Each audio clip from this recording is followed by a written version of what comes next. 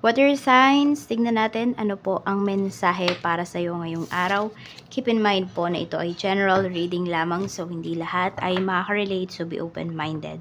Sa mga hindi pa po nakasubscribe dito sa ating channel, please subscribe na po kayo and pa-like na din po ng ating video. At sa mga nais pong mag-avail ng ating private readings ng ating Iwalay Amulet Necklace at ng ating Tears Bracelet. Ayan, makikita nyo po yung link sa description box. Tarot Intentions by Alian Reyes. Open din po tayo for international shipping. So, regalo nyo na yan sa inyong sarili ngayong holiday season. So, message na lang po kayo if interested kayo para ma-send ko yung ibang detalye. Tignan natin ano yung mensahe para sa'yo. Mayroon tayo ditong Divine Feminine. So, mas marami bang babae na nanonood dito na water signs. Or pwedeng yung iba sa inyo, ang energy na lumalabas na to, hindi kayo, kung hindi, pwedeng yung tao na nagugustuhan ninyo. Yan po. Pwede kasi na yung iba sa inyo, water signs, yung taong nagugustuhan nyo is meron din silang, mas mataas yung feminine energy nila kesa sa masculine energy. Tingnan natin. Or ikaw to, mas nagiging understanding ka ngayong araw na ito. Tingnan po natin ano pa yung mensahe. Mayroon tayo ditong Knight of Pentacles. Ayan.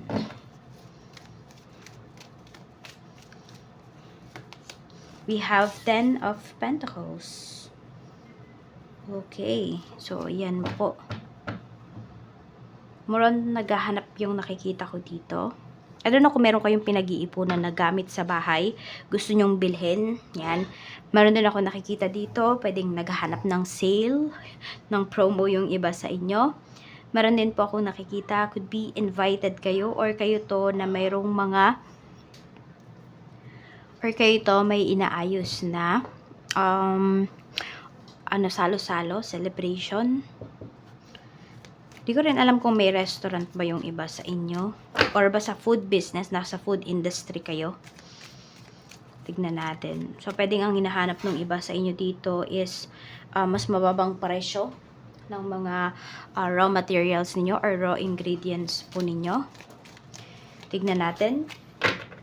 Mensahe pa po natin. We have 8 of Cups. So, yun nga, parang umaalis kayo dito. Yung iba sa inyo, water signs. Naghahanap kayo ng mas mababa nga na presyo. Ayun, kailan kasi mag-ingat kayo. Baka mamaya mababa nga yung presyo, pero hindi naman din quality yung produkto na mabibili ninyo. So, mag-iingat po kayo. We have the Star.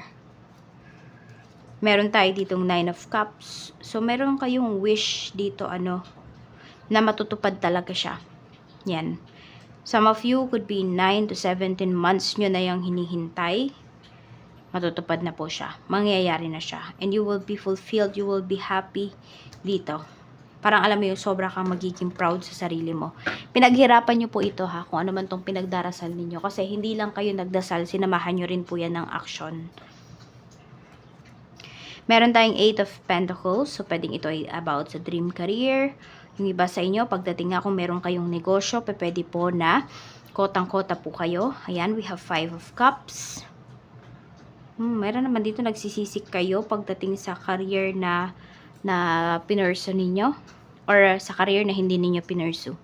Para more on career na pinurso ninyo. Medyo nagdadalawang isip na yata kayo dyan. Pagdating dyan sa pinurso ninyo.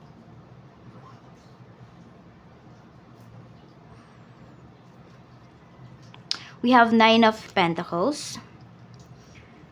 Okay. Mukhang meron kayong pinakawalan dito. Pero kasi yung iba po sa inyo, pwedeng malaking salary yung iba sa inyo, pinakawalan nyo. Para sa isang tao, para sa isang sitwasyon na alam nyo mas magpapasaya po sa inyo. We have the Lovers. Okay. So, yung celebration na pinapakita dito, pwedeng pagdating to sa relationship niyo, baka may magdiriwang dito ng anniversary. Ayan. Meron din ako nakikita, pwedeng kung pagdating nga to sa business, hindi to relationship ng magjowa, okay? Or mag-asawa, pwede po na business partner ito. Business partnership yung pinapakita dito. Okay, medyo wag lang kayong, alam mo yon, wag nyo masyadong ipagkatiwala doon sa business partner ninyo yung negosyo. Kailangan meron pa rin kayong alam doon sa operation na nangyayari sa business po ninyo. Yan kasi minsan yung pagkakamali ng iba. 'Di ba? Yung parang, "Oy, siya na yung bahala basta kumikita ako, basta may dumarating sa akin monthly." So, huwag kayong maging masyadong kampante dito. Yan yung sinasabi sa ni universe. Ayan po. We have the world. Okay. So, mayroong celebration dito na mauudlot. Pwedeng ito ay marriage, pero hindi siya matutuloy. Ayan, meron din pinapakitang ganito na energy. Kaya may Knight of Pentacles tayo dito eh. Meron kang gustong malaman sa person mo. Feeling mo meron siyang nililihim sa'yo. Yun, parang gusto mo munang malaman yon, gusto mo munang makasigurado na wala ba siyang nililihim or meron ba talaga bago nyo ituloy yung inyong kasalan. Yung tipong ganyan. So, ayaw nyong magpadalos-dalos dito. We have the Tower. Alam mo, may hiwalayan na pinapakita dito. Pero kung hindi naman to about sa relationship ninyo, pwedeng about sa pera. Ayan, pwedeng may malugi. So, mag-iingat talaga kayo ha. 9 of Wands, pero makakabawi naman daw. Kailangan nyo lang talaga maging sobrang maingat. Water signs. Ayan po yung pinapakita sa inyo dito ni universe. Maging maingat kayo sa gagawin ninyo towards your money, towards your relationship. Kailangan pag-isipan nyo po yung mabuti talaga. We have 9 of Swords. Meron tayo ditong Ace of Wands. Meron dito, nalulungkot siya. Nagsisisi siya. Oo, parang meron nga dito mga pinakawalan, no, na magandang opportunity sa life para sa isang tao. Yet, parang na-realize ninyo na di pala worth it, na sinacrifice ko yung isang bagay na to para sa taong to. So, may nagsisisi po. Parang ngayon, parang feeling niya, wala na siyang magagawa towards dun sa, sa opportunity na yun. So, let go nyo na lang kaysa lagi kayong magsisi dito, kaysa lagi kayong, alam mo yun, lagi mong maiisip na meron kang pinakawalan, na hindi, meron kang pinakawalan, tas di pala worth it yung kapalit nun. Tapos, huwag kayong masyadong magpadala sa emosyon po ninyo with this Knight of Swords. Ayan, pag-isipan nyo pa rin yung mga desisyon nyo, yung mga sasabihin po ninyo towards other people. Kasi pwedeng, water signs, na Cancer, Pisces, Scorpio, pwede rin naman kayong makasakit. Minsan, hindi rin naman gentle ang mga water signs eh. Bakit? Kapag kasi kayo ay emotional, tapos may mga nasabi kayo, galing kasi talaga sa puso. Minsan pag galing sa puso, walang filter yan. Diretso talaga yan. Kaya, ingat din kayo sa mga sinasabi nyo.